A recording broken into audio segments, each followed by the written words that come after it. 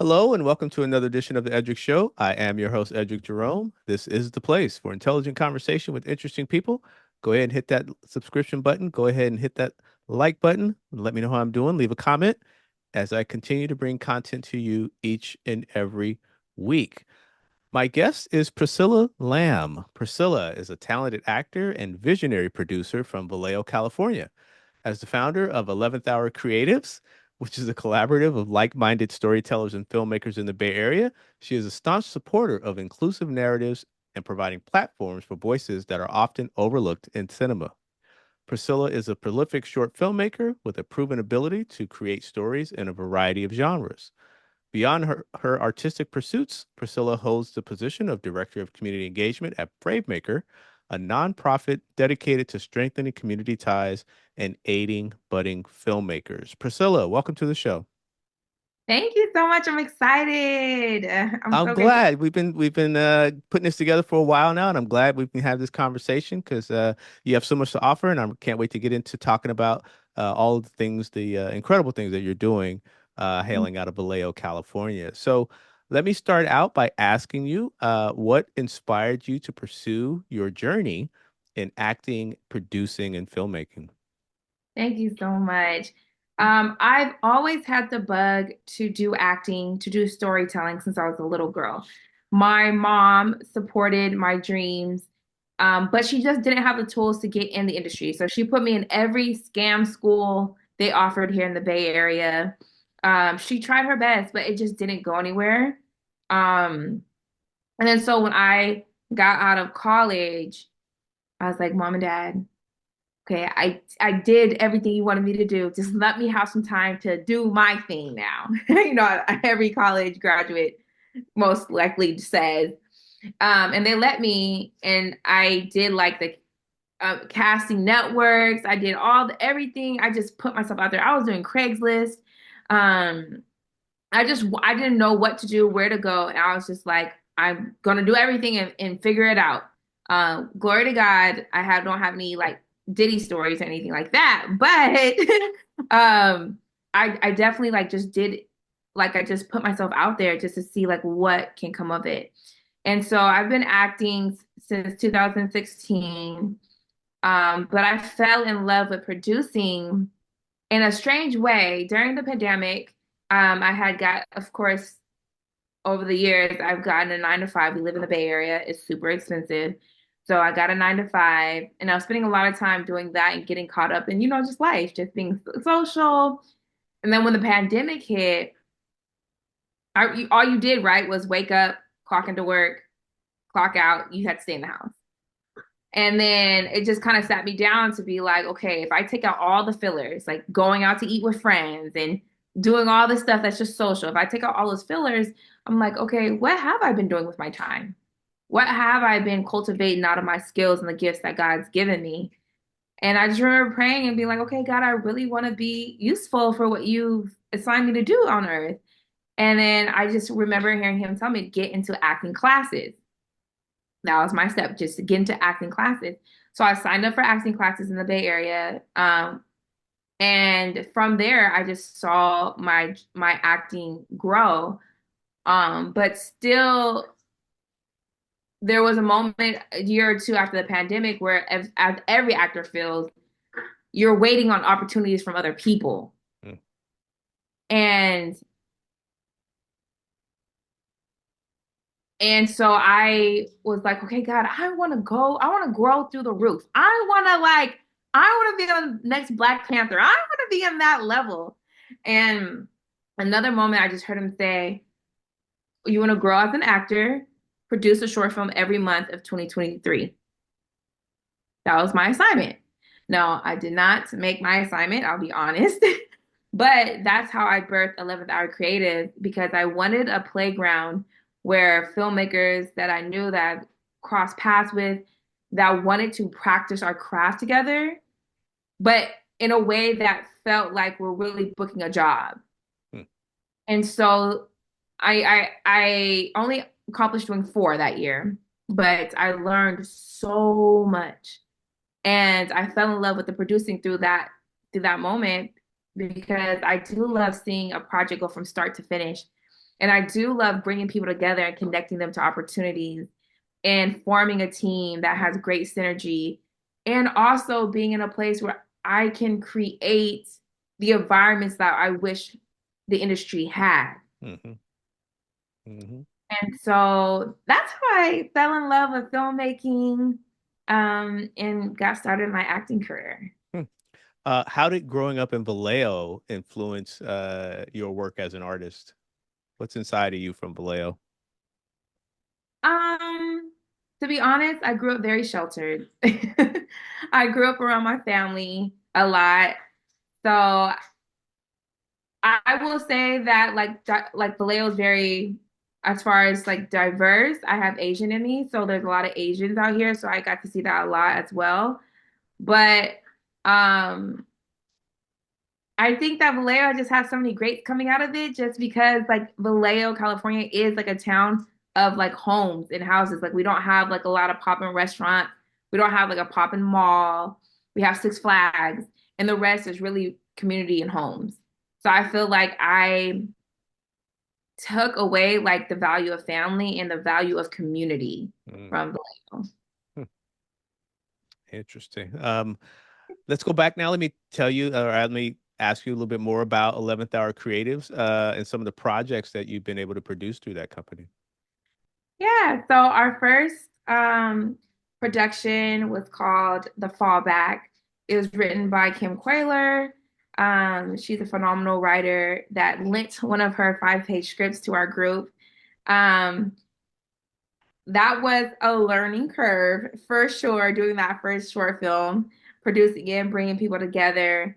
But we also went on to do a short film called The Reckoning, and then I Used to Love Her. And we also did this year Food Run, and now we're gearing up to do one in 2025, and our screenwriters room starts January 2nd. Hmm. Your work is grounded in the philosophy of inclusive filmmaking, and you would like to provide a voice to those who may often be overlooked in cinema. Tell me why that is so important to you and how you pursue the art of filmmaking. Yes. So for me, 11th Hour Creatives was birthed out of a place where you can bump your head and grow. Hmm. And just being in the Bay Area and the filmmaking scenes that I've been on, I have yet to come across a lot of productions that have a lot of people of color in front of the camera and behind camera. It's easier to find a lot of people of color in front of the camera though. But I thought it was strange that like we have Oakland out here, you know what I'm saying? We have so many pockets where there are beautiful people of color. And it's like, how come I'm not seeing them on the production side?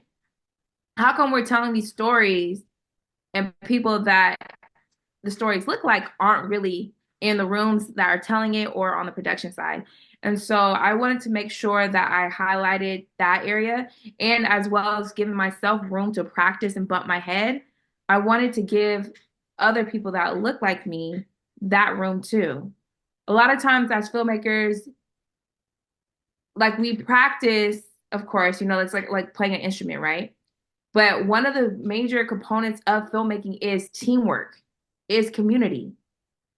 And so I wanted to create this place where people who look like me get to bump their heads, get to get their new gadgets and try their new tricks and see how it happens. And then when they actually book a job that's paying them a lot of money, they don't have to worry about this is my first time trying this new feature or my gadget in this way. Like, no, 11th Hour Creatives has a bubble where they can do that with other filmmakers and really get some good practice in.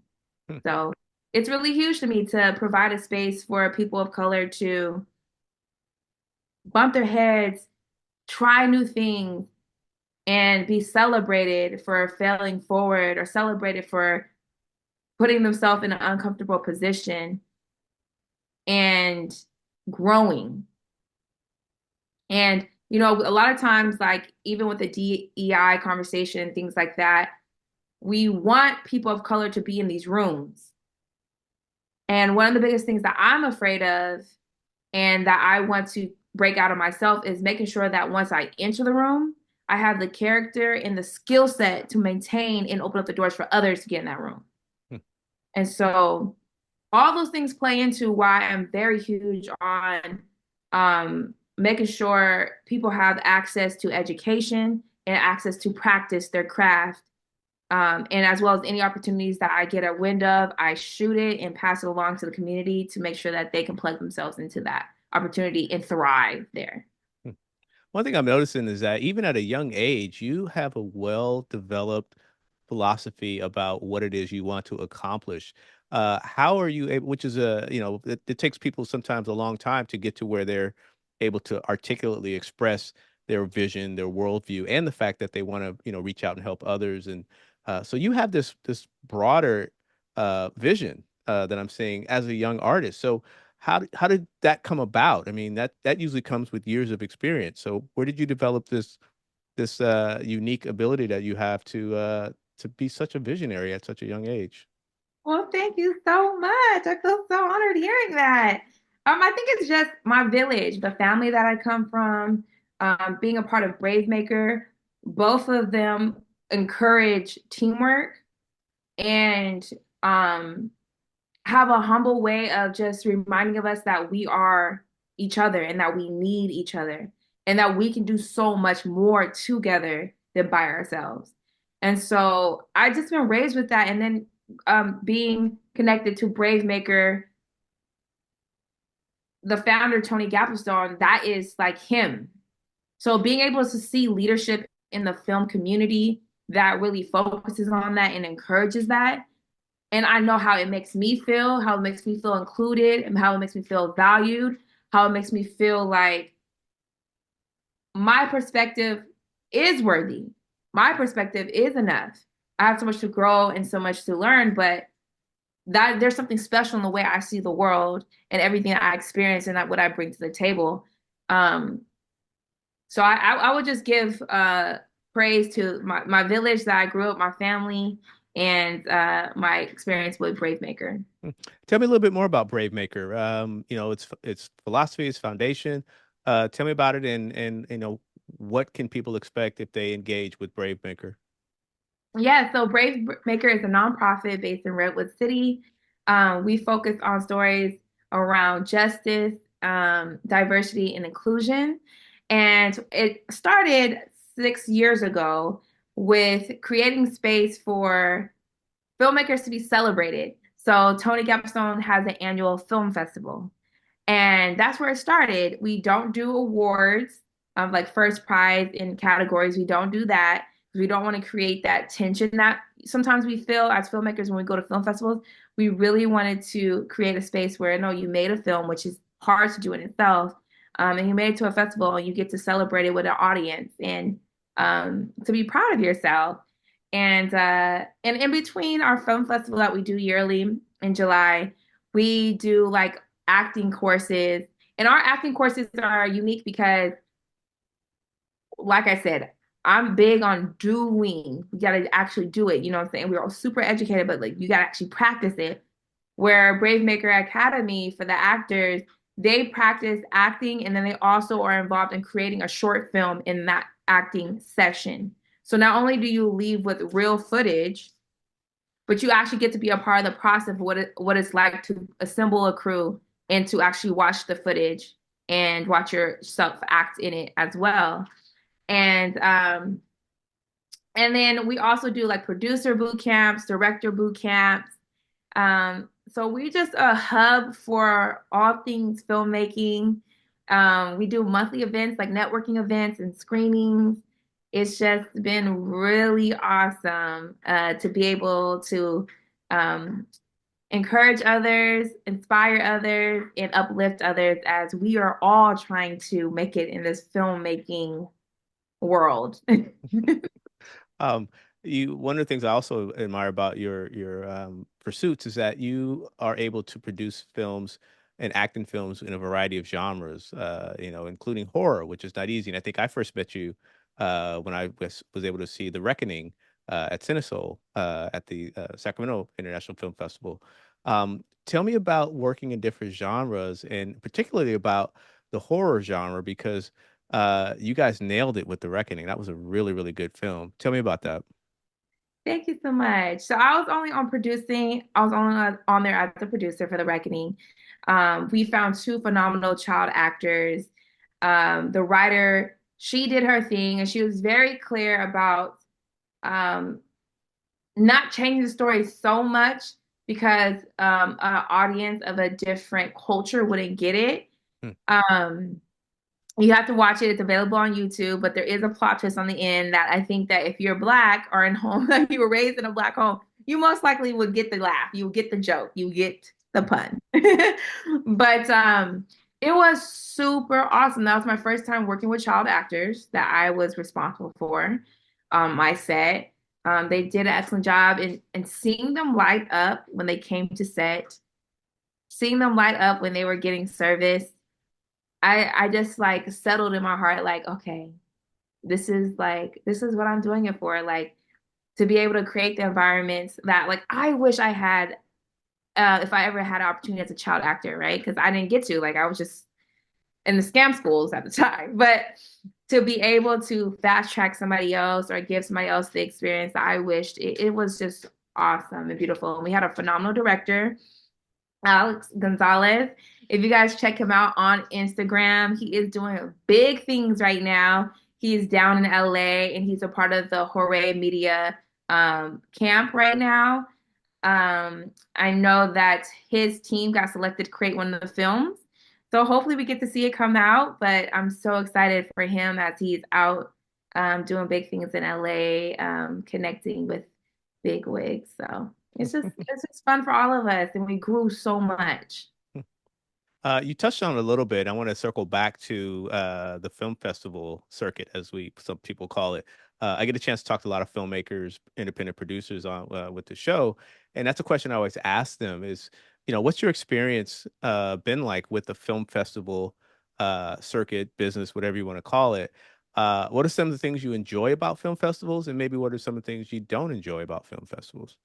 This is a good question. I appreciate this topic, okay? Because there's pros and cons to everything in life. I have only done short films as the producer. So going into it, when you're doing short films, you start to learn really quick that there's not a lot of networks that pick up short films to put on their platform. So you're either shooting it to be a pilot of something or shooting it to get money to get it to be a feature, to have some ROI. Hmm. Now, a lot of mine have not been to create things into features or to get a series. I've literally just put myself out there because I am figuring things out as I go. And honestly, I used it as business cards to get me into rooms, to meet people, to network. And if that's all you have right now, I just encourage filmmakers to do that as well because I've gotten to meet so many awesome people. And they're not even like the big wigs, or they're not even people that you would notice who they are when they walk down the street, but they have blessed me with so much wisdom and knowledge and encouragement and friendship along the filmmaking journey that I don't regret it at all. Now, film festival circuits are expensive. The travel are expensive. So that's something that I am, as I go into 2025, making sure that I put into my budget as I make films is the marketing, the post production, film festival circuit. That's something that has to be there because it adds up so quick. Just submitting on Film Freeway adds up real quick. It does. It So does. I've had some great experiences. Like one of my favorite film festivals is BraveMaker, not just because I'm the director of community engagement there, but that's a film festival where you get to talk to people that are at the top to people that are just beginners. There is no behind the scenes private party that if you don't like you can't get access to if you don't, you know what I'm saying? You can get access. Um, so I love BraveMaker. I love the environment. I love the energy that's there. I love the type of filmmakers that end up going there. The next one that I would say I really, really, really had a blast, it would be Sundance, which I am gearing to go next year.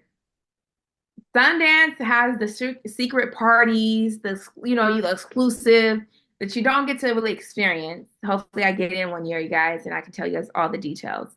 But until then, it was fun just walking up and down the street. you run into so many filmmakers and it's fire. You just never know who you're gonna meet. I encourage, honestly, it's super expensive, but I encourage any filmmaker, if you can, to go to BraveMakers, of course, plug, but also go to Sundance and just experience it. Get out there, share a room, share a room with somebody if you had to. Eat pizza and pasta or chicken wings all week long because that's what I did my first year pretty much. Um, I did sprinkle some nice restaurants, but mostly I kept it on the strip. Um, but go, you literally get to meet people from all different calibers, and it's like you're going to a work conference. It's really, really bomb. It's a lot of work. It's a lot of talking because it's a lot of networking. I did get exhausted, but it's an experience. It truly is. Now, there has been film festivals that I had to pay a deposit because the type of theater they booked, if the audience didn't show up in size, that they were responsible or in the red. So the filmmakers, a part of that screening, have to put down a deposit.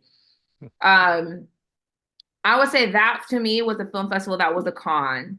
I was so eager and pressed to be at the type of theater it was, that I was willing to, not that I was willing to do anything, but I technically felt that way because there was no reason why I should be paying a deposit to have my film at a film festival.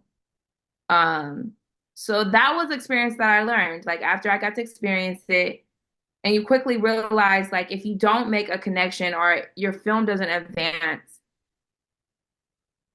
it's not that it was a waste, but there you have to like, what's the ROI? Right. What's the ROI? So that was an experience that kind of just taught me like, don't be too eager to be in a location. Um, just make sure that not that it's not that it wasn't fair. It's just make sure that things are on the up and up and it's in the favor of filmmakers when you go to these film festivals. Be aware and be mindful that the film festival is geared to uplifting and putting and promoting filmmakers. That's one caution that I would really put out there. Um, so that was a film festival experience that I really felt it. And so yeah, that's one thing I would say as a cautionary tale. Well said. Um, Let me ask you now on a personal nature, who are some of the filmmakers, actors, producers that are favorites of yours who have influenced you, and who do you like to watch on screen? So I, as an actor, I love to watch Zoe Saldana. Journey Smollett is like my ultimate. I love her. I love her. Like I love her work. Um, of course, the Viola Davis. You know what I mean? As actress, that's me as an actress. Now, producer wise, I my favorite film genre is comedy, and so I have a unique I have a unique pull on that one. Um, so my favorite movie is a Ben Stiller movie, Tropic Thunder. And my other favorite comedy is Rush Hour, the series, really one and two, and then Shallow Hal. Hmm. So um, I just really love the freedom that all those movies had. And I love the comedy. And I love how all those movies went there. They said the things that are like, I felt like I would say in my own space with my own loved ones. And I really left those movies laughing. And they all still had a message in all of them. So those are the movies that I gravitate towards and really, really enjoy. And I hope that as a producer, I get to have my team have that much fun and have that much freedom as we shoot movies. You were mentioning your latest project right before we came on. So tell me about what you're currently working on and what can people expect next from 11th Hour Creatives? Yes. So independently, I'm on board as a producer for a short film called I Thought You Never Asked, written and directed by Jamal Truelove. Our leading lady is Karen Southall, who is a phenomenal actress. Um, and I can't wait for the world to see it. It's about 20 minutes. And it's about a young lady who is growing impatient as she's waiting for her hesitant lover to propose. So it's a fun journey. It's based in Oakland. It has a lot of the Bay Area in it. We got to shoot at the Grand Lake Theater. It's just it's truly a vibe. It's truly a vibe. If you're from the Bay Area, you're gonna hear Bay Area music. Um, So we're hoping that we get a premiere at a film festival starting in 2025, and we're gonna be just promoting and having fun and seeing where we can land that film. And for 11th Hour Creatives, 2025, we're gonna be shooting one short film. We have our screenwriters class full. It starts January 2nd. And what we do is we have a mentor, Tony Gabaldon of BraveMaker is going to be this year's mentor, and they have 6 Zoom sessions and they go through writing scripts. The first class, they get a random film genre. So everybody comes in.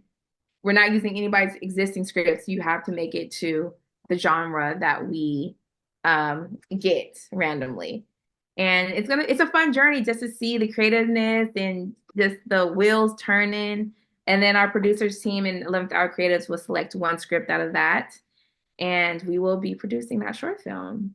It's gonna be fun. Excellent. Well, you have a lot of great things on the horizon, and your energy and your talent. It's just you chose the right path. So, to your parents, congratulations for allowing you to to pursue your artistic endeavors because it's you can tell when an artist is free, has a vision, and the one thing I really like about you is that you're prolific. And when you said it's about getting it done, I think too often there's concept, there's ideas, there's talk, there's people, oh, what are you working on? And it's 4 or 5 years later, but you seem to understand that it's truly about getting it done. And I really admire that about you. So congratulations on all your success and the success that's coming. So it's here and you are on your way. I really, really believe that. Thank you. You're very welcome. So if people want more information about Priscilla Lam, they want more information about BraveMaker or 11th Hour Creatives, where can they go? They can go on TikTok and Instagram for me, Ms. Priscilla, PriscillaLam on Instagram. And then for BraveMaker, you can do BraveMaker.org on Instagram. And then for 11th Hour Creatives on Instagram, just do 11th, 11th Hour, HOUR, and then Creatives, and you'll find us there. And we also have all of us have YouTube channels that you can check out some of our short films. And for BraveMaker, you can check out what our film festival looked like last year. We do have open submissions currently, so you can submit your film and be on the lookout for the more stuff that we got coming. Nice, nice. Well, again, Priscilla, thank you for taking the time to talk to me on the Edric Show. I really appreciate it. Looking forward to seeing you and seeing your work. And again, congratulations on being in tune with your art, having a vision, and knowing where you want to go, which is so important. So, as a young person, I really admire that in you. So, congratulations. Thank you so much. You're very welcome. You're very welcome. This has been another edition of the Edric Show. I am your host, Edric Jerome. My guest has been actor and producer Priscilla Lamb of 11th Hour Creatives. And if you want to see some very creative work, go check out The Reckoning. I highly recommend you watch that film. It's really, really good. So, Priscilla, thanks again.